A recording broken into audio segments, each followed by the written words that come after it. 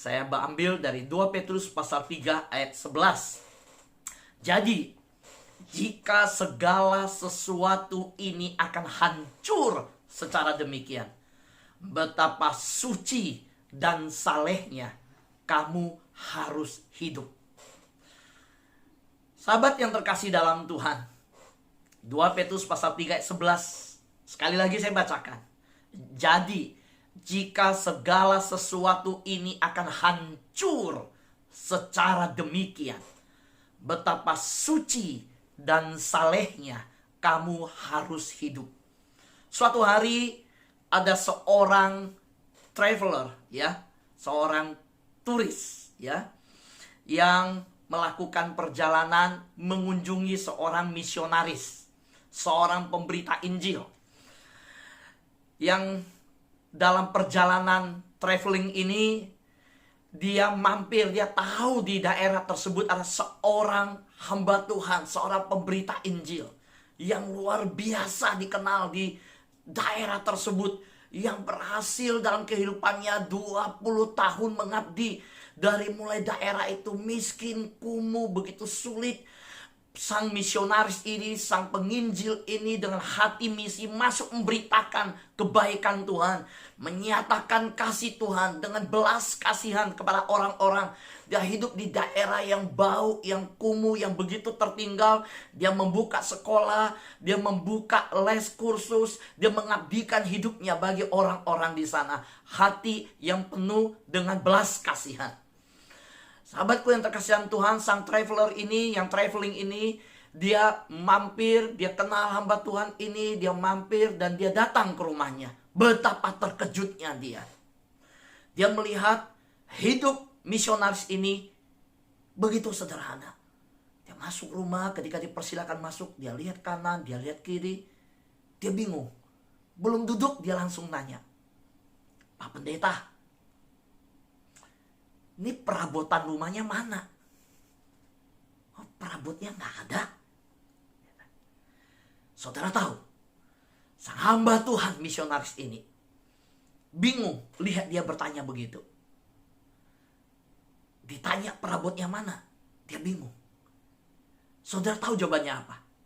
Dia tanya balik ke yang turis ini, yang traveling ini, yang mampir ke tempatnya ini. Dia tanya balik, "Perabot saya mana?" Dia tanya balik, "Perabot kamu mana?" Sang turis tersenyum. Loh, saya tanya dia perabot rumahnya mana, dia tanya saya perabot. Ini emang dia nggak tahu saya turis ya? Saya ini lagi perjalanan traveling ya. Jadi saling bertanya. Waktu sang traveler ini, yang traveling ini nanya, "Pak Pendeta, perabotnya mana?" Pendetanya nanya balik, "Kamu, perabot kamu mana?" Dijawablah oleh turis ini, "Loh, saya kan turis. Saya kan mampir ke tempat Bapak. Saya kan cuma numpang lewat. Saya nggak bawa, ya, nggak tahu perabot, nggak bawa perabot." Langsung misionaris itu berkata, "Numpang lewat. Cuma mampir." Persis seperti itulah jawabannya. Sahabatku yang terkasih dalam Tuhan, ada satu bahasa Jawa berkata, "Mung mampir ngombe." Hidup di dunia hanya mampir. Saudara dan saya hanya seorang pejalan, musafir. Kalau bahasa kerennya turis lah saudara. Kalau saudara mau menganggap turis, kita turis, oke. Kita hanya seorang turis yang sedang lewat di dunia ini. Saudara, kita bukan pemilik dunia ini. Kita bukan orang yang sedang menetap di dunia. Sebenarnya kita tidak memegang apapun di dunia ini. Tidak ada yang bertahan, yang bisa dibawa pergi ketika kita pergi dari dunia. Ku tak membawa apapun juga saat ku datang ke dunia. Ku tinggal semua pada akhirnya. Kita tinggalkan semua pada akhirnya. Saudaraku yang terkasih dalam Tuhan, karena itu belajarlah melepaskan genggaman tangan kita atas harta duniawi. Karena kita hanya numpang lewat di dunia. Harta duniawi itu bisa bicara tentang segala kepemilikan kita yang sedang kita perjuangkan, bahkan yang saat ini dengan segala kesehatan kita, itu bisa menjadi harta dunia yang sedang kita fokus. Hati-hati, banyak orang mengorbankan kesehatan, mengejar segala sesuatu yang sebenarnya begitu rapuh, bisa hilang, dan nantinya justru kesehatannya nggak bisa dikembalikan.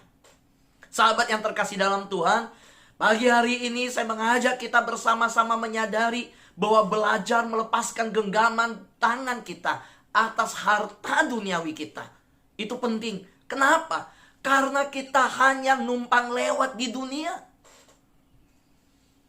Saudara, dalam persekutuan kita tahu ada ada berita-berita, ada hal-hal yang kita tahu begitu cepat pergi. Saya pun mengalami yang sering saya terus ingatkan. Saya mengalami di Oktober ketika orang tua saya dipanggil, di Januari ketika orang tua saya dipanggil Tuhan. Kita hanya numpang lewat. Dengar, gak ada yang tahu akan hari esok. Tidak ada yang tahu hari esok. Hidup ini seperti uap. Saudaraku yang terkasih dalam Tuhan, karena itu ingatlah bahwa karena dunia ini akan berakhir, kata Petrus, bahwa jadi segala sesuatu ini akan hancur secara demikian, betapa suci dan salehnya kamu harus hidup. Saudara, jadi fokus kehidupan kita adalah bagaimana hidup suci, hidup saleh di hadapan Tuhan. Ingat, kita tidak bisa mengabdi kepada dua mamon. Kita tidak bisa mengabdi kepada mamon dan kepada Tuhan. Bukan dua mamon ya. Kita tidak bisa mengabdi kepada dua Tuhan.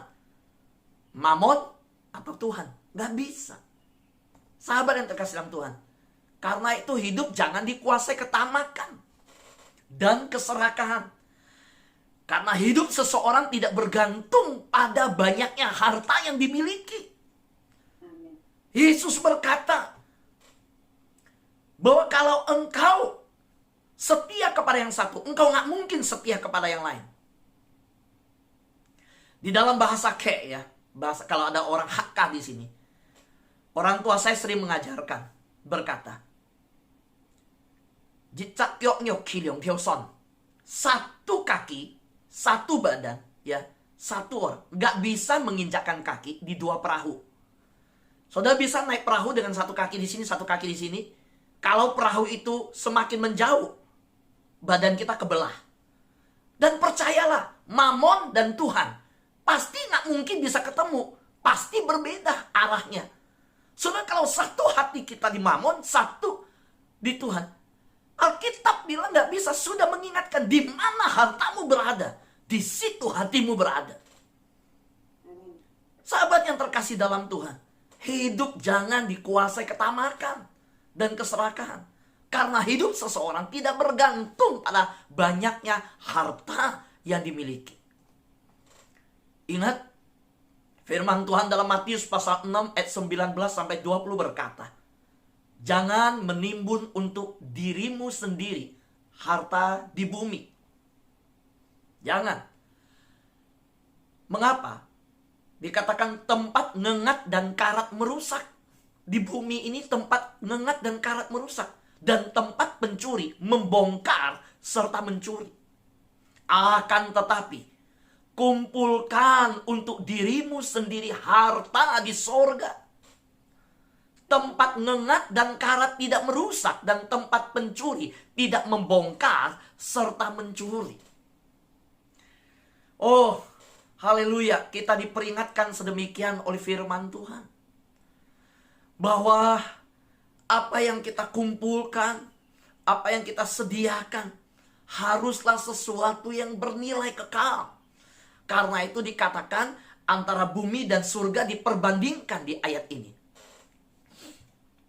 Saudara, saya memakai terjemahan yang begitu sederhana supaya kita bisa melihat bagaimana perbedaan yang jelas.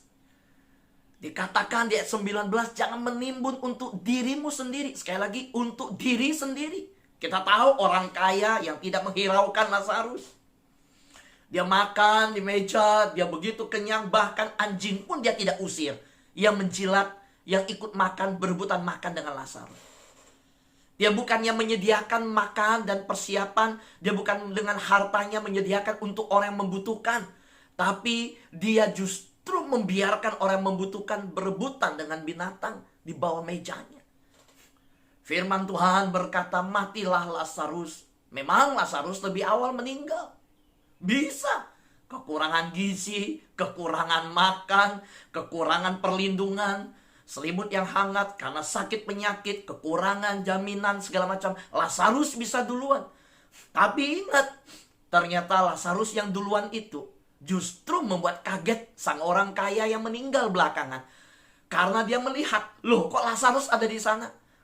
Itu yang dilihat di pangkuan Abraham.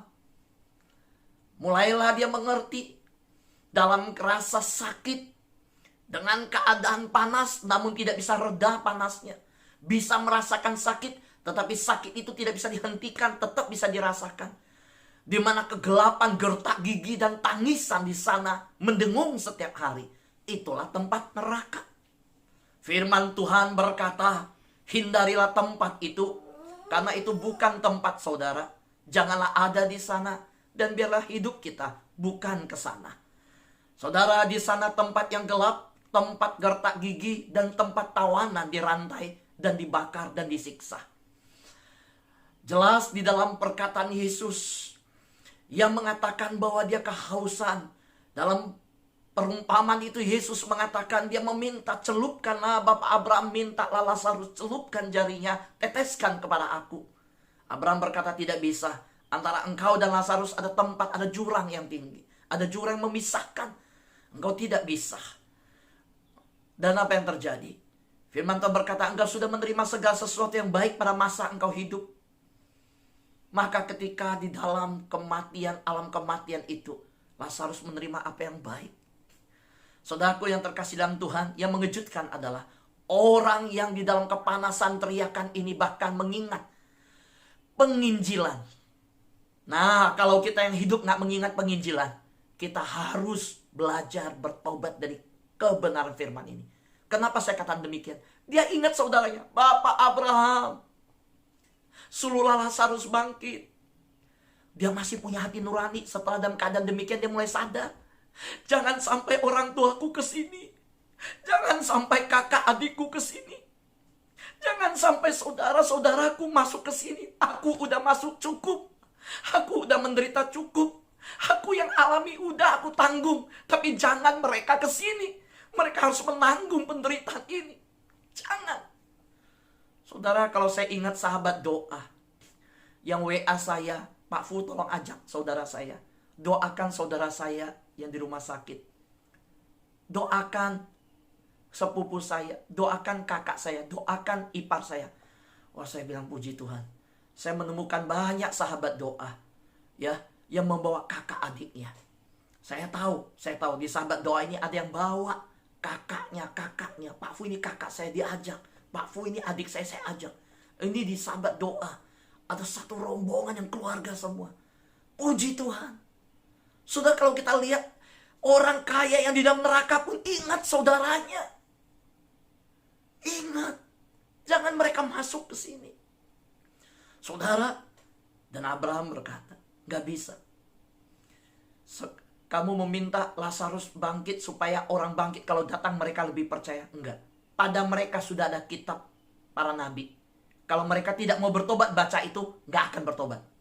Sekalipun dibangkitkan orang mati, mereka gak mau percaya. Dan benar perkataan ini. Karena waktu Yesus membangkitkan Lazarus, boyatsa, bangkitlah engkau. Apakah orang percaya pada Yesus? Enggak. Bahkan dirinya Yesus sendiri mati dan bangkit. Mereka gak percaya. Karena itu sahabat doa, betapa Mamon itu luar biasa membutakan. Para ahli Taurat dan Farisi, mamon mereka adalah apa? Dengan jabatan mereka bisa menghasilkan uang yang luar biasa. Bahkan mereka membuat perdagangan, orang yang datang menyembah Tuhan, kalau nggak beli binatang di dalam pelataran bait Allah, nggak bisa dilayani. Mereka pura-pura bilang binatangnya cacat. Padahal yang dibawa dari luar lebih bagus. Mereka tolak. Karena kalau beli di pelataran, di dalam pelataran bait Allah, itu mereka dapat untung. Itu yang membuat Yesus marah. Yesus bongkar balikan. Yesus usir semua pedagang. Karena mereka begitu korup. Sahabat yang terkasih dalam Tuhan, betapa mengikatnya mamon ini. Ahli Taurat, Farisi, bahkan rakyat biasa yang mengingat Lazarus dibangkitkan, khususnya mereka dengan jabatan-jabatan yang tinggi, nggak mau percaya Tuhan. Mereka hanya mementingkan diri sendiri. Maka lihat Matius pasal 6 berkata, jangan menimbun untuk dirimu sendiri harta di bumi. Dan Matius pasal 6 ayat 20 mengkontraskan dan berkata, akan tetapi kumpulkanlah untuk dirimu sendiri harta di surga. Sahabat yang terkasih dalam Tuhan, lepaskanlah hal-hal yang bersifat sementara. Genggamlah, erat-erat hal-hal yang bersifat abadi. Saya ulangi, lepaskanlah hal-hal yang bersifat sementara. Genggamlah hal-hal yang bersifat abadi. Saya bersyukur saudara tergerak dalam doa bersama, mendengarkan firman Tuhan. Saudara menyaksikan lewat YouTube juga. Mari, saat ini kita sedang menggenggam erat hal-hal yang abadi. Saudara akan kesulitan bangun satu saat. Saudara akan ada rasa malas. Tapi tetaplah cari Tuhan.